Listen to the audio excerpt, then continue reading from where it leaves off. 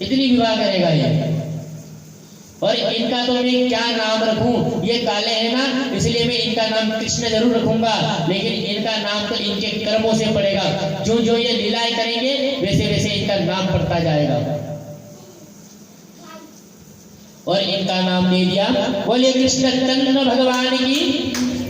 अच्छा, भगवान कृष्ण के पीछे चंद्र क्यों लगता है? चंद्रवंशी थे ना, इसलिए भगवान कृष्ण ने कहा, चंद्रमा ने जब कहा था ना कि भगवान, अरे सूर्य नारायण भगवान को आगे करो, तो भगवान कृष्ण ने कहा कि कोई बात नहीं, फिक्र मत करो, तुम्हारी आज भगवान सूर्य कोई इज्जत नहीं दे रहे ना, तुम्हारे ध्यान में रख रहे ना, तुम्हारा ध्यान मैं रखूंगा, मेरे नाम के पीछे तुम्हारा नाम रख लूंगा। तो गर्गाचार्य जी महाराज ने आंखें बंद की थी और भगवान की ये लीला भी सुन ली थी, तो इसलिए क्या नाम रख दिया? बोलिए कृष्णचंद्र भगवान की जय। भगवान ने अपने नाम के पीछे चंद्रमा का नाम दे दिया। अब नामकरण संस्कार हो गए, ब्राह्मण देवता घर पे आ गए, अब पूरा कार्यक्रम निपटी जावे, फ्री हो जावे, उसके बाद में क्या करते हैं?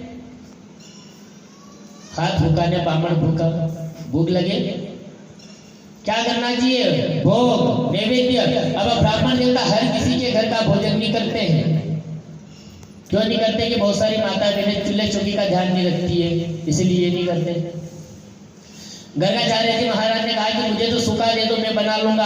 अब यशोदा मैया ने सूखा आटा दिया, सीधा पेटे अपन बोलते हैं ना, हिद्दो पेट्यो, जिसमें एक थाली में आटा देते, थोड़ी सी नमक मिर्ची और थोड़ा थोड़ा जो भी सामान रखते हो आप, जो भी दाल बन जावे, जो भी दाल रखते हो।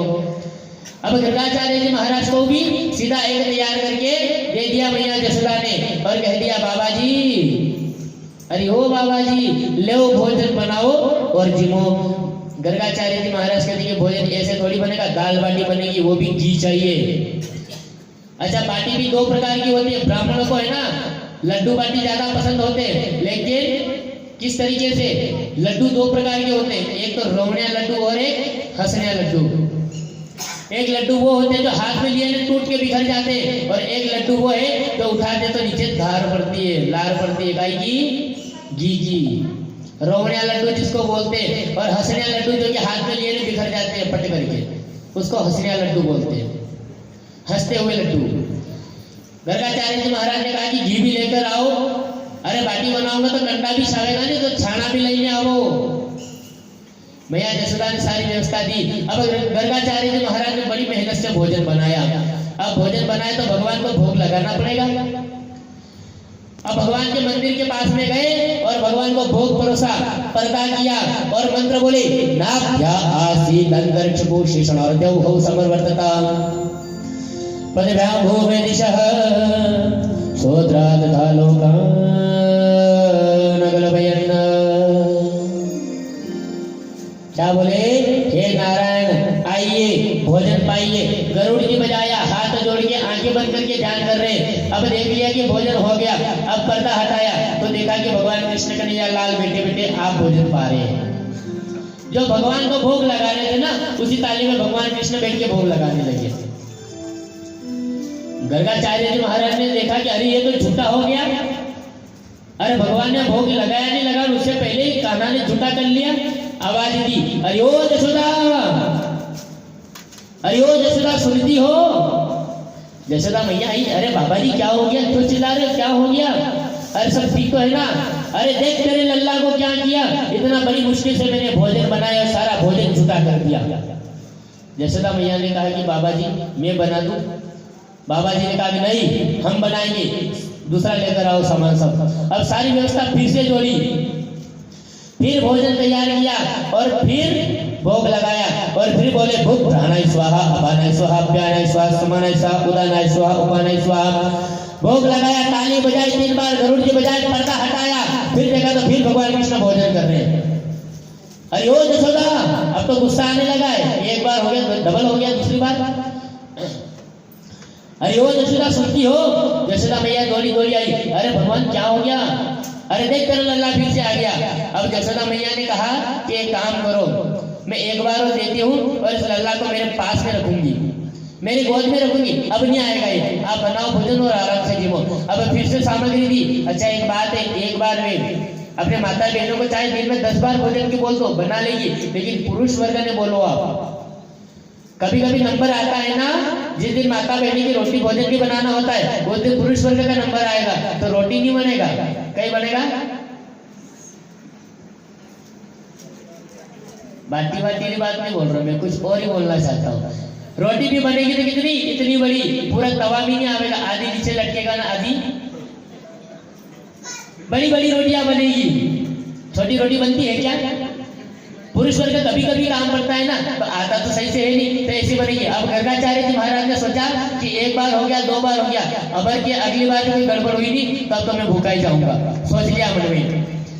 फिर से भोजन बनाया, पर्दा लगाया, और यशोदा मैया ने लल्ला को गोद में रखा और अपना घर का काम करने लगी, भोजन बनाने लगी और कहने लगी सो जा लल्ला सो जा। अब लल्ला ने सोचा भगवान कृष्ण ने कि गर्गाचार्य जी महाराज ने फिर भोजन बनाएंगे और फिर मंत्र बोलेगा ने फिर मुझे बुलाएंगे और मुझे जाना पड़ेगा, मैं नहीं जाऊंगा तो फिर बोलेंगे कि क्या हो गया। मंत्र बोल के बुलाएंगे, भगत तो जाना तो पड़ेगा ना। अरे फिर बुलाएंगे तो मैं जाऊंगा, और अगर फिर गया और यशोदा अगर मैया की गोद में रहा तो मैया मुझे जाने नहीं देगी। तो क्या किया भगवान ने, लीला की आंखें बंद कर ली। मैया यशोदा ने सोचा कि लल्ला गोद में रह गया, घुटने दुखने लगे, उठाया पल्ले में सुला दिया, उधर भोजन बन गया। फिर गर्गाचार्य जी महाराज ने मंत्र बोले, हरि सीताराम आइए राजा राम आइए, मेरे भोजन का भोग लगाइए हो, मेरे भोजन का भोग लगाइए। भगवान ने कहा कि मंत्र बोलिंदा आइए। तब भगवान गए और जाकर फिर पर्दे के पीछे से और भोजन पाने लगे। गर्गाचार्य जी महाराज ने पर्दा हटाया, देखा अयो यशोदा, अब गुस्से में आवाज की। भगवान ने कहा बाबा जी रुको रुको, तोतली भाषा में बोले, अपनी भाषा में, अरे बाबा रुको रुको, काय को आवाज दे रहे हो बार बार मैया को। गर्गाचार्य जी महाराज बोलते कि अरे कान्हा तू बार बार क्यों मेरा भोजन झूठा कर देता है। भगवान कहते कि बार बार आप मंत्र बोल के क्यों बुलाते हो मुझे। अरे मंत्र बोल के तो आप बुला रहे बार बार मुझे। अरे मंत्राधीनम देवता, मैं तो मंत्रों के अधीन हूं ना, मंत्र अधीनम देवता, मंत्रों के अधीन देवता होते, इसलिए तो ब्राह्मणों को बुलाया जाता है कि आपको मंत्र याद है, आप मंत्र बोलो मैं पूजा करा, वरना हर कोई पूजा करके निकल जाता। मंत्र अधीनम देवता, मंत्र के अधीन में देवता होते। भगवान ने कहा कि आप बार बार मंत्र बोलोगे तो मैं नहीं आऊंगा क्या। गर्गाचार्य जी महाराज कहते कि मैं तुम्हें नहीं बुलाता, अरे मैं तो भगवान नारायण को बुला रहा हूँ। इतने में घंटियां बजने लगी और भगवान नारायण ने कहा, भगवान कृष्ण ने कहा कि ये कौन है फिर, और अपना चतुर्भुज वैकुंठ वाला रूप बता दिया। बोले वैकुंठ नाथ की बलधान मात की जय। यहाँ पर वैकुंठ वाला रूप बता दिया। गर्गाचार्य जी महाराज के हाथ जुड़ गए। अब यशोदा मैया दौड़ती दौड़ती, हाँ बाबा जी आवाज दी थी नहीं। भगवान ने कहा, अपने गर्गाचार्य जी महाराज ने कहा कि नहीं नहीं देवी जी, कुछ भी नहीं, जो चाहिए था उससे भी ज्यादा और उससे भी सुंदर भोजन बनाए, इससे बढ़िया भोजन किसी के भाग्य में नहीं होगा। गर्गाचार्य जी महाराज ने भोजन पाया और वहां से निकल गए। नामकरण संस्कार भी हो गया। अब छोटे से भगवान कृष्ण है ना, जमुना मैया के पास में गए थे अपने सखाओं के साथ में घूमते घूमते। अब घूमते घूमते पास में गए तो देखा, क्या देखा था, एक सुंदर कन्या छोटी सी लाल ओढ़नी पहनी हुई।